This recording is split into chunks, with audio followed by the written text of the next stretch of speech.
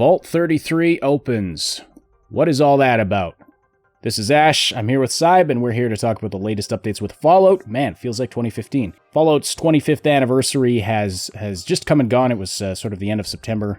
The original Fallout was released on September 30th of 1997, not a 20 anything, 1997, so 25 years, hard to believe. And there are no Fallout games immediately on the horizon.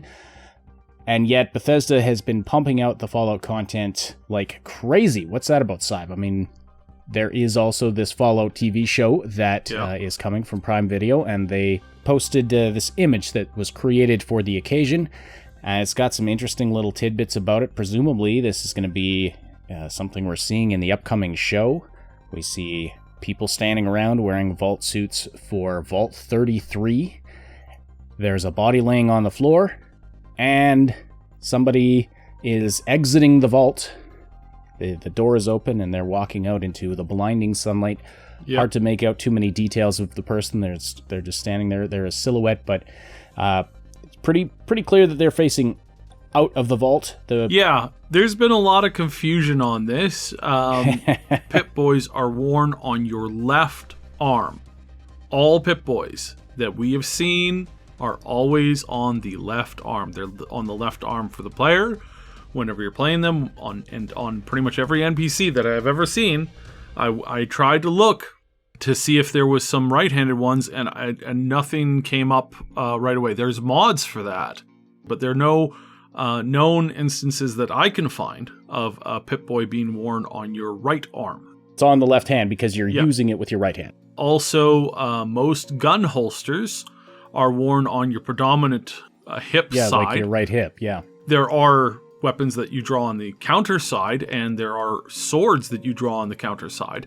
But for the most part, guns and gun holsters have always been on your right hip if you are right-handed. What this scene is, from my perspective, is this is the scene of the main character, one of the two main characters that we have, leaving the vault after some kind of an altercation or some kind of a thing. Could be that this person was forced out. Could be that this person was trying to get out on their own. That's often how it goes in Fallout, yeah. Yeah, and there's a body that we can see on the floor here, just off to the left. Now, if you were inside a system where you had just been voted out, or maybe there was some extreme hostility there, or if you were like leaving and wanting to never come back to this place, and you were escorted to the door by somebody who is corrupt and evil and is going to turn the vault, this home, into a cesspit of villainy, could be that this person pulls out the gun and caps the guy right there, kind of cementing that they're leaving the vault. Well, there's something shocking going on, because if you look at the guy on the far left side, he's like got his hand over his mouth. He's like, oh my goodness, or like something like that. And then this person off to the right looks like a younger person, possibly like a sibling of the person who's leaving, maybe? I don't know. This is setting up a really interesting story. Some people have said they think this person's coming into the vault, but again, that makes no sense. It doesn't look like it. I mean, if they're walking into the vault, it means that the person's left-handed, and that could be the thing, right? But that doesn't explain why somebody's just passed out on the floor or ground there. Well, the vault door has to be opened from the inside. Mm-hmm. So they obviously, if the person's coming in, they'd have to have been let in. Yeah, and it doesn't make sense that that's like a guard or something trying to keep them out. I'm gonna say that I'm pretty sure this person's walking out, and it's another little detail: the people that are here on this side of the vault, they can't get to the other side because there's usually a little bridge that's brought in between the front section and the other side of it. That's not there. I don't know if you noticed that. Oh yeah, no, good point. That thing is not there. So to me, again, this really strongly says that somebody was taken to the door. They removed the gate. The guy opens up the thing, and again, there's some kind of an altercation as this person turns around and leaves. Do we know anything about the lore of Vault 33? We talked about this before, kind of when the information on this first came out, and what we think is that this means that the vault is going to be on Central West. central to west coast, because that's typically where those number ranges are. So we're thinking like Midwest somewhere, perhaps near California, perhaps not, but kind of within that general western side of the United States. There was a mention to 33 once, but it I think that's been recanted. It was never something super serious that was like put in heavy lore. It was just a side mention. We're pretty certain that it's not going to be East Coast. And I think that's because I believe this is going to be closer in time to the first game than it is going to be to some of the latter games. And so it's going to be earlier in that time cycle. I think it's going to be, 2 generations down from the initial, opening. And I think that's probably like 2 or 3, maybe 3. That's my guess. All right. The TV show, though, is not the only subject of updates we have to talk about. No, we have an actual planned update for the new consoles for Fallout 4. This was announced just a little bit ago. They're kicking Creation Club back on. We don't know for how long, and we don't know what's going there. And we know that something is being prepared, an update of some kind with what's being said as new content for Fallout 4 for this new edition that is coming to the advanced consoles and probably also to PC. I mean, that's kind of a gimme, right? Is that going to be a free update for those of us who own the game? And I don't know. Played it for literally hundreds of hours. We don't know, and I think that Bethesda is not charged as much as they could have on a lot of these things. They gave away a lot of copies of Skyrim for free to people who had already bought it once. So I think what we're looking at here is a possibility that this is going to be free, but I don't know. It really depends on this content. What they might be doing is they might be doing a tie into the show with a new area or a piece of the story or a piece of something that's like maybe borrowed from there. It may not necessarily be directly from that or directly linked to the show, but to get people playing this game again in 2023 when this new content comes out, I think that is a very logically sound, good idea. But with Starfield coming out perhaps in the same time frame, I don't know. But if Starfield's not coming out until late next year, and the show is kicking out, like we're starting to get a lot of buzz on this show. If the show drops in late spring, then, and as same with the update for Fallout 4 on the new consoles, that's something that to me says that's probably a really good idea, especially if at that same time they announce a new Fallout game, which is something that has been, like, the rumors right now are going absolutely nuts. Right. And with good reason. I mean, as of this morning, October 26th, 2022, looking at the Bethesda Softworks YouTube channel, they have put out 13 episodes of Fallout retrospective series just over the last couple days. Well, some of them are from like a week or two ago, but then there's other videos as well. There's this Dear Vault Boys series, and it's not just the volume of videos either, it's who's appearing in them. We've got people like Brian Fargo, who was the head of Interplay, where the original Fallout games were developed, and then we've got Tim Kaine, who is one of the creators of the original Fallout games and the Fallout universe.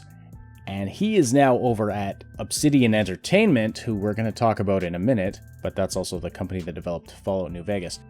So something is happening here, that they're bringing all these people together, putting out all this content. I mean, yes, the TV show's exciting and all, but I don't know, it kind of feels like there's more going on, They started about a week and a half ago putting this stuff out, and then there was a couple of them, and then just a day or two ago, depending on when you're listening to this, there was just a ton of content that just came out. A whole bunch of videos just popped out all at once. And that is huge. That is so huge. And you had Todd Howard and these team members from Obsidian in the same video talking about, how much they appreciated each other.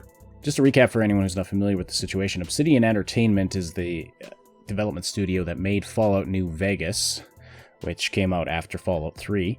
Bethesda developed Fallout 3 and Fallout 4 in-house, but New Vegas was developed by Obsidian, and now both Obsidian and Bethesda are owned by Microsoft. They're all part of one big happy family. So there's been rumors, or speculation, I should say, about the possibility of Obsidian doing another game.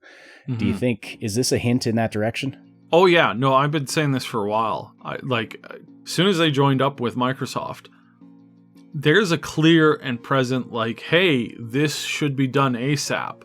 There's a lot of people, not an enormous amount, but a lot of people are still at Obsidian who worked at Black Isles and Interplay. That's right. That's the other thing. A lot of the people that are there, way back in the day, worked on the first 2 Fallout games before the franchise was owned by Bethesda. And the other name that's been brought up recently, that was brought up in the recent Bethesda videos, is that they're openly talking about how they have they consulted with one of the, not consulted with, they spoke with and had a guest to the very first showing of Fallout 3. They had one of the original creators of Fallout come out and join them there in that Vegas showcase. So this is just like thing after thing after thing that's being really, really interesting right now. To me, this is super exciting. I am so excited to see what could potentially be coming down from the show and in the potential new game.